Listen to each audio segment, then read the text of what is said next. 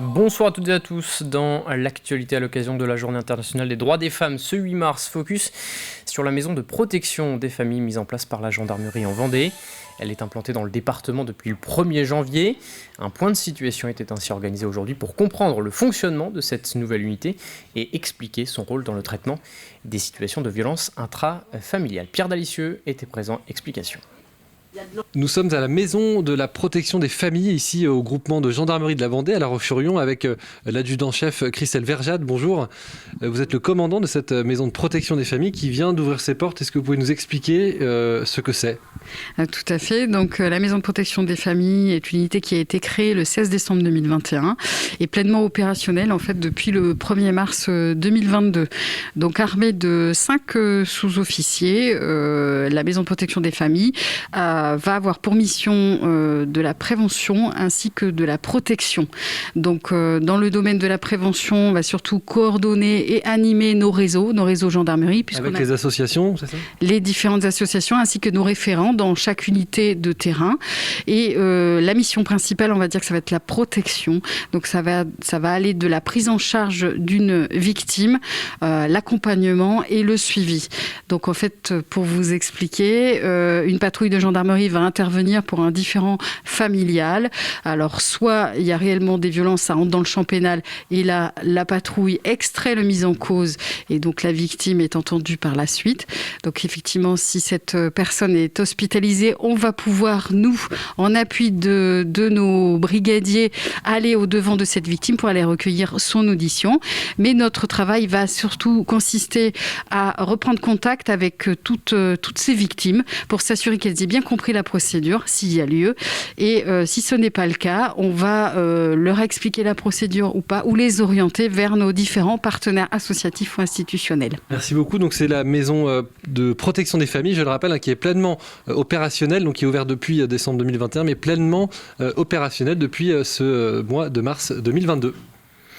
À propos d'économie, désormais, Audrey et Guilbault et Claire Matillon ont créé en Vendée le Café des Entrepreneuses. Objectif, accompagner et aider les femmes chefs d'entreprise ou celles qui souhaitent se lancer. 2 réunions sont ainsi organisées chaque mois. Alors, pour passer outre ces freins, nous, on aide surtout au niveau des ateliers et des événements. Par exemple, les ateliers, ça va être sur la peur de l'échec, mais la peur de la réussite aussi. Comment surmonter au maximum le syndrome de l'imposteur, même s'il est toujours là, quoi qu'il arrive. On a un prochain atelier qui arrive en avril sur un atelier œnoludique. Donc là, ça part d'un constat où, par exemple, au restaurant, les femmes ont tendance à laisser un petit peu le choix aux hommes par rapport au vin. Donc là, ce serait prendre le dessus et les initiatives pour le choix du vin aussi au restaurant. Dans le reste de l'actualité, Elisabeth Borne, la ministre du Travail, a annoncé ce matin la fin du protocole sanitaire en entreprise à partir du 14 mars. Le port du masque ne sera donc plus obligatoire en intérieur. La ministre indique qu'il faudra tout de même continuer d'appliquer des règles d'hygiène. Et puis toujours à propos de politique, une autre ministre était en déplacement en Vendée hier. Il s'agit de Geneviève Darrieussecq, la ministre déléguée auprès de la ministre des Armées. Elle a rencontré des élèves de la classe de défense du collège Saint-Exupéry de Belvigny. Un reportage signé Pierre Dalicieux et Alexia Janet. D'abord Cette classe de défense, qui travaille sur l'engagement civique, s'intéresse aux différents conflits armés impliquant la France. La ministre déléguée des Armées a été reçue par des élèves de 3e, sensibles aux questions militaires notamment, malheureusement plus que jamais d'actualité. Non, dès que je rentre de l'école, je regarde les informations, voir s'il s'est passé quelque chose d'important, etc. C'est vrai que c'est très inquiétant de se dire que c'est aux portes de l'Union européenne et que certains, peut-être que Vladimir Poutine a annoncé de faire attention aux pays frontaliers, donc notamment la Pologne. Cela veut dire que l'Union européenne pourrait peut-être agir, donc c'est inquiétant. Une classe qui réunit des jeunes volontaires prêts à s'engager pour leur pays, des engagements qui ne portent pas uniquement sur la question militaire. J'ai surtout lancé dans ce projet, pas trop pour l'armée, mais plus pour la défense de l'environnement, parce que l'environnement, il est en grande difficulté en ce moment, ça empire, et je me suis dit qu'on était plusieurs à venir dedans. Dans ce projet pour cette cause. Donc, déjà en début d'année, nous avons nettoyé le parc de la mairie. La classe défense a été créée il y a 10 ans pour sensibiliser de manière globale les citoyens de demain aux grandes causes de ce monde. Alors le rôle de cette classe, c'est prendre le temps de pouvoir mieux leur faire comprendre les enjeux du monde actuel, afin qu'ils les appréhendent et surtout qu'ils s'engagent dans différentes actions, que ce soit dans le domaine de l'environnement, dans le domaine politique, on va dire, avec la démocratie, ou qu'ils comprennent aussi les engagements militaires de la France. Pour la secrétaire d'État Geneviève Darrieussecq, l'engagement des jeunes à la question civique est une priorité pour l'avenir. J'ai mis en place un plan Ambition Armée Jeunesse qui rassemble un petit peu tout ce que nous faisons avec la jeunesse. Les armées et la jeunesse sont intimement liées. Il faut que vous sachiez quand même que les armées recrutent 27 000 jeunes par an. C'est le plus grand recruteur auprès de la jeunesse de France. Notre armée est jeune. Et que parler à la jeunesse, eh bien, tout simplement, ça leur permet de découvrir les armées, de pouvoir peut-être avoir de l'appétence pour vouloir s'engager dans les armées. Classe défense ou service civique, aujourd'hui de plus en plus de dispositifs sont proposés aux jeunes qui souhaitent s'engager pour leur pays. Focus à présent sur cette initiative de l'association Vista, anciennement appelée Passerelle. Au quotidien, l'association accompagne des jeunes en situation de précarité. Alors pour les aider, une idée novatrice a été lancée, un séjour de rupture. Un voyage humanitaire a ainsi été organisé en Arménie pour 5 bénéficiaires. Plus de précisions dans ce reportage d'Alix Lanos. Pour Fatima, Maeva et Will, c'est un moment important. Devant eux, le film réalisé pendant leur voyage humanitaire en Arménie. Et autour d'eux, les financeurs, bénévoles et salariés de l'association qui les ont aidés à mener ce projet à bien. Un séjour dit de rupture pour ces jeunes adultes en grande précarité. Il y en a qui ont des problèmes de justice, d'autres d'addiction, d'autres de santé, d'autres de retour à l'emploi, une très forte démobilisation et démotivation.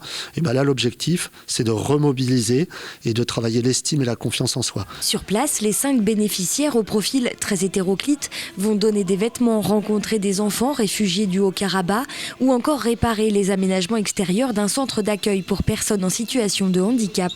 Ça nous met des petites claques dans la tête où on se rend compte que effectivement, on est très bien où on est, ça nous fait relativiser sur notre vie, sur notre confort, sur même si effectivement aujourd'hui nous sommes en précarité, du moins considérés comme tels en France, mais pour eux on est riche, quoi. La précarité chez nous n'a rien à voir avec celle de chez eux, on ne connaît pas la famine, on a cette chance, on ne connaît pas la guerre. C'est le 2e séjour de rupture pour Will, déjà parti en Algérie en 2019. Il avait cette fois un rôle de valeur exemple. Il a en effet réalisé un pas de géant depuis ses séjours humanitaires. J'étais à la rue concrètement et ensuite ça m'a vraiment poussé. Je suis parti en Arménie. J'ai vu que la soudure, ça me plaisait parce qu'on a fait de la soudure, on a même manipulé les tôles. J'ai pu avoir un logement, travailler. Aujourd'hui, Will a repris une formation de soudeur et il a surtout repris confiance. Derrière ce projet novateur et expérimental, il y a Patricia, éducatrice au SAMU social. Je ne crois qu'en la valorisation des jeunes pour la réussite. Et que si on les met aux commandes, ils sont capables de faire des grandes choses. Et en fait, en partant là-bas, ça le leur prouve. Et en rentrant, quand ils rentrent, ils se disent, nous on a la CMU, on peut se faire soigner. Nous on a la chance, il y a des formations qui sont rémunérées, on peut les faire. Allez, on s'y met. Et puis on les suit encore après. On les lâche pas comme ça dans la nature. Quelques mois après le voyage en Arménie, les participants sont tous en formation et avec un toit sur la tête. Un nouveau séjour de rupture avec un autre groupe est déjà prévu, toujours en Arménie, en février 2023. Toujours à propos de solidarité, 24 artistes se sont réunis pour la 20e édition d'Artistes pour l'Espoir qui s'est terminée ce dimanche. Cette année, plus de 8 000 € ont été récoltés et reversés à l'association Loisirs Pluriel. Le réseau regroupe ainsi 31 centres de loisirs en France qui accueillent plus de 1200 enfants chaque année. Objectif, favoriser l'inclusion dès le plus jeune âge ou encore défendre le droit au répit pour les parents. Et pour les artistes exposants, cette initiative de solidarité permet également de faire découvrir leurs œuvres aux visiteurs. L'objectif, c'est de soutenir une association, mais aussi, vous avez compris, soutenir les artistes. Vous imaginez que depuis 2 ans, les artistes ont pour certains un peu de mal. Les expos se sont rarifiés et aujourd'hui, les artistes ont besoin d'être visibles, ils ont besoin d'être exposés et on participe quelque part à leur rendre cette visibilité. On a un rôle, en tout cas, d'éducation de la population, de leur ouvrir les yeux. C'est pas forcément instinctif aujourd'hui de la part de tout un chacun de venir spontanément dans une expo. Et on se sert un peu des enfants des écoles qui visitent toute la semaine pour que les enfants reviennent le week-end avec leurs parents, et c'est ça qui est intéressant.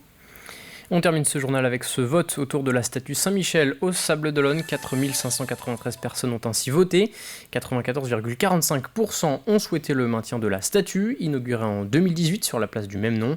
Le taux de participation est estimé à 7%, soit 93% d'abstention. Écoutez les réactions suite à ce vote.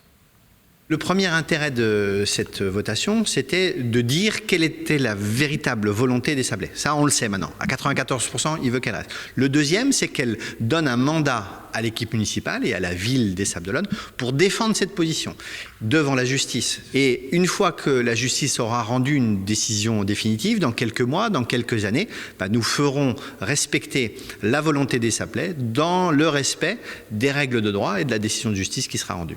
La votation, je l'ai écrit dans le communiqué, ça relève de la manipulation des consciences pour peser sur alors non plus sur le jugement, mais sur le futur appel en cours d'appel administratif. La deuxième chose, c'est que c'est un échec. Quand on nous annonce 70 000 potentiellement votants, qu'on estime qu'à partir de 7 000, c'est significatif, et là il n'y a pas 4000.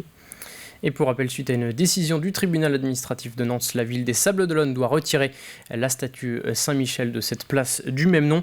La municipalité a fait appel de la décision. C'est la fin de cette édition. Je vous souhaite une très bonne soirée sur TV Vendée.